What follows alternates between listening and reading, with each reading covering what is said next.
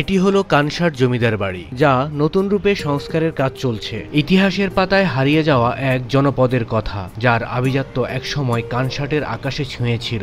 আজ তা ধ্বংসস্তূপে দাঁড়িয়ে আছে কালের সাক্ষী হয়ে। বলছি চাঁপাইনবাবগঞ্জের কানসাট জমিদার বাড়ির কথা। এক সময়কার সেই প্রতাপশালী জমিদারের গল্প, তাদের উত্থান এবং পতন, সেই জমিদাররা কোথা থেকে এসে এখানে জমিদারি শুরু করেছিলেন, আর কানসাট বাজারের নামকরণের পেছনের ইতিহাস আজ আমরা জানব।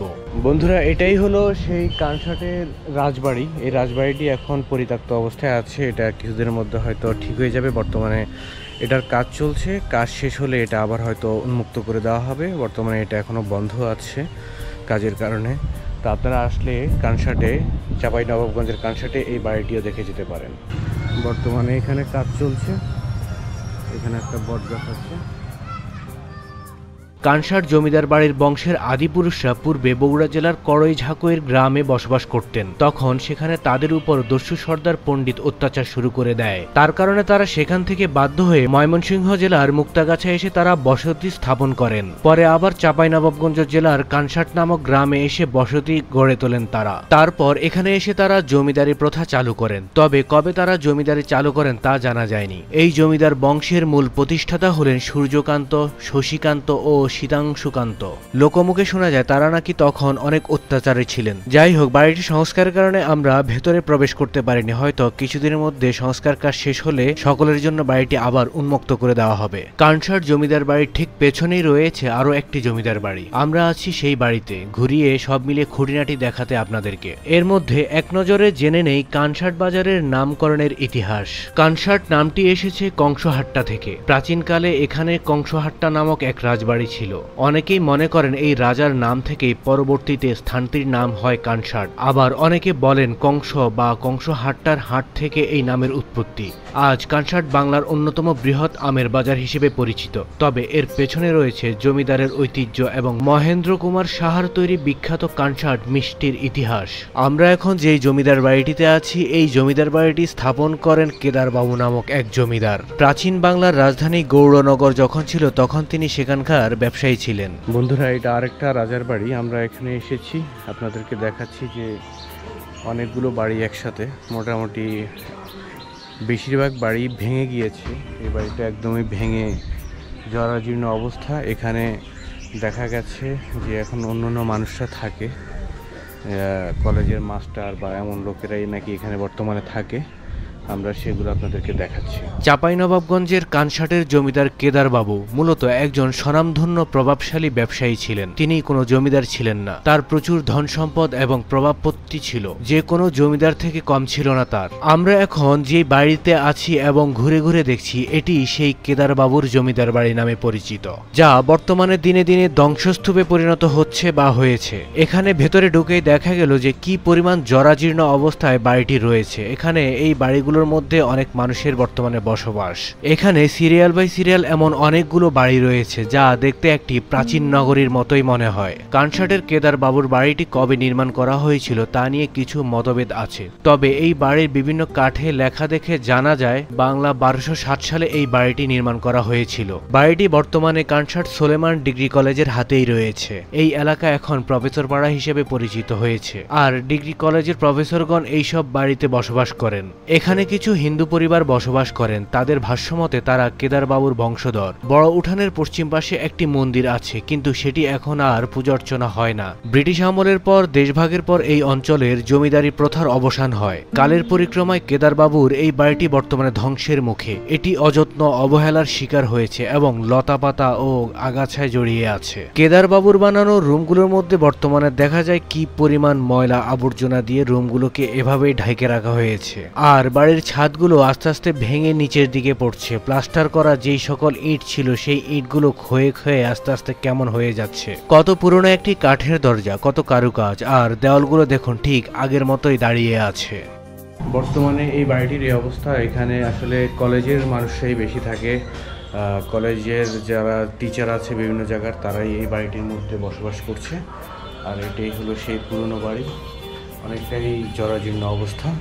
আমরা আছি এই পুরনো বাড়িতে। এটাও কানসাট বাজারে, আপনারা আসলে এই বাড়িটিতেও ঘুরে যেতে পারেন। কেদারবাবুর এই বাড়িটির স্থাপত্য শৈলী ছিল তখনকার সময় অনুযায়ী আধুনিক এবং আকর্ষণীয়। পশ্চিমা ধাঁচের স্থাপত্যের সঙ্গে স্থানীয় নকশায় মিশ্রণ দেখা যায় এখানে। ভবনটিতে রয়েছে দৃষ্টিনন্দন খিলান, সুউচ্চ স্তম্ভ আর নজরকাড়া বারান্দা। একসময় বাড়িটি তার অসাধারণ কারুকার্য দিয়ে সবার নজর কাড়ত। তবে কালের নির্মম স্রোতে আর রক্ষণাবেক্ষণের অভাবে আজ এই প্রাসাদ তার জৌলুস হারিয়েছে এবং হারিয়ে যাচ্ছে। এই প্রাসাদটি শুধু একটি ভবন নয়, এটি কানসাটের সমৃদ্ধ ইতিহাসের নীরব সাক্ষী। আজকের এই ভিডিওর মাধ্যমে আমরা চেষ্টা করেছি এই ঐতিহাসিক নিদর্শনের গুরুত্ব তুলে ধরতে। শুধু একটিবার মনোযোগ দিয়ে তার মেন দরওয়াজার কারুকাজের অবস্থা দেখুন। কত সুনিপুণ হাতে গড়ে তোলা হয়েছে এই প্রাসাদটি। আমাদের সবারই উচিত আমাদের ইতিহাস ও ঐতিহ্যকে সংরক্ষণ করার জন্য এগিয়ে আসা। না হলে কালের পরিক্রমায় হয়তো এই স্থাপনাগুলো আমাদের পরবর্তী জেনারেশন আর দেখতে পাবে না। তাই এখনোই এগুলোকে সংরক্ষণ করে সুন্দর করে রাখা উচিত আমরা মনে করি।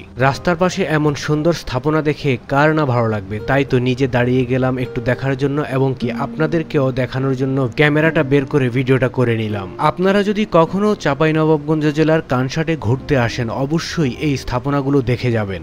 আর এই চাঁপাইনবাবগঞ্জের আনাচে কানাচে লুকিয়ে আছে বাংলার প্রাচীন রাজধানী গৌড়নগরের ইতিহাস। শুধু একটু ভালো করে খেয়াল করে দেখুন বিল্ডিংগুলোর কত সুন্দর নকশা, কি সুন্দর তার কারুকাজ। এই কাঠের মধ্যেও লেখা আছে এই ভবনটি কত সালে নির্মাণ হয়েছিল। শুনেছি এখানে নাকি কিছু লোহার সিন্দুক আছে, চলুন দেখে আসি সেই সিন্দুকগুলো। সিন্দুকটা তালা মারা ছিল। এখানে একটি সিন্দুক, বিশাল একটি সিন্দুক আছে এখানে,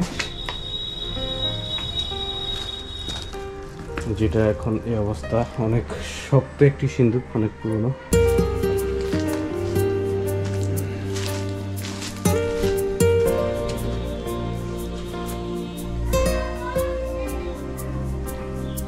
এটা কত বছর থেকে পরিত্যক্ত আছে? ব্রিটিশরা আমলে গেছে পাকিস্তান নাকি? পাকিস্তানের আগে এরা চলে গেছে এখান থেকে। চলে গেছে। এই বাড়িটা হচ্ছে আপনার কেদারবাবু দীনাবাবুর বাড়ি। ওরা ধরেন পাকিস্তানের আগে, হিন্দুস্তান পাকিস্তান হওয়ার আগে এখান থেকে ছুঁয়ে চলে গেছে, দেশ থেকে চলে গেছে। এখন এর পরিত্যক্ত অবস্থায় আছে। সরকারের আন্ডারে কলেজে ছোট থেকে আমি মানুষ হয়েছি, এখানে বড় হয়েছি। এইসব জায়গাগুলো কিন্তু এদেরই ছিল, এই বাবুরই ছিল। এইসব জায়গায় ওদেরই ছিল। সবকিছু ছুঁয়ে দিয়ে চলে গেছে। মানে এটা যে মন্দির হয়েছে, কিছু বস্তিরে বাড়ি করে আছে, ওরা ওদের জায়গাতে ধরেন বাড়ি করে আছে।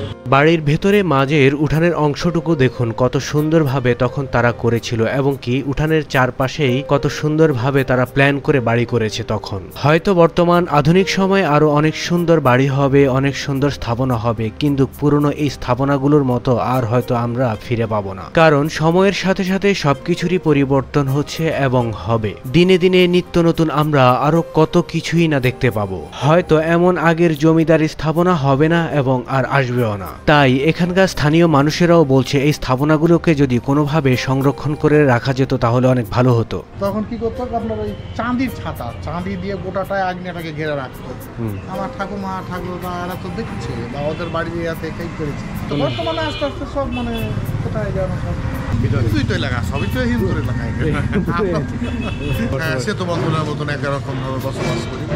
আমাদের এখানে হিন্দু মুসলমান ধর্ম কোনই নাই। তারা আমাদের উৎসবে ধরেন আসে, আমরা তাদের উৎসবে যাই বা ঈদ পার্বণে ওরা আমাদেরকে নিমন্ত্রণ দাওয়াত করে, তখন আমরাও যেন তাদের দাওয়াতে যাই বা তাদের সাথে মানে ঘুরি। আমাদের পূজা মণ্ডপে তারা আসে। এটি হলো জমিদার বাড়ির পেছন সাইডের একটি অংশ, যা অনেকটা ভেঙে গিয়েছে, অনেকটা ভেঙেও যাচ্ছে এবং কি ভেতরে গাছপালায় অনেকটা জঙ্গলের মতো হয়ে গিয়েছে। আর বাড়িটির ঠিক পেছনেই আছে নদী। পুরনো এমন যত স্থাপনা আছে এই স্থাপনাগুলো অনেকটা নদীর পাড়েই গড়ে ওঠে, কারণ তখন যাতায়াতের একমাত্র মাধ্যম ছিল এই নদীগুলো। তখন ব্যবসা বাণিজ্য সকল কিছুই এই নদীর মাধ্যমেই হয়ে থাকতো। তাই হয়তো নদীর পাড়েই তারা এমন সুন্দর সুন্দর বাড়িগুলো করে থাকতেন। যাই হোক, আমরা আশা করব এই বাড়িগুলো যেন সংস্কার করা হয় এবং কি যুগ যুগ ধরে এই বাড়িগুলো যেন টিকে থাকে। আমাদের পরবর্তী জেনারেশন যেন এই বাড়িগুলো দেখে এবং কি আমাদের মতো এই বাড়িগুলো নিয়ে তারাও স্টাডি করে। আসুন আমরা সকলে মিলেই দেশ গড়ি, দেশকে ভালোবাসি এবং কি দেশকে পরিষ্কার পরিচ্ছন্ন রাখি। সেই পর্যন্ত সকলেই ভালো থাকি। আর ভিডিওটি ভালো লাগলে চ্যানেলটি সাবস্ক্রাইব করে সঙ্গে থাকি। পরবর্তী ভিডিও পাওয়ার জন্য চ্যানেলটির সঙ্গে থাকি। সকলকে ধন্যবাদ।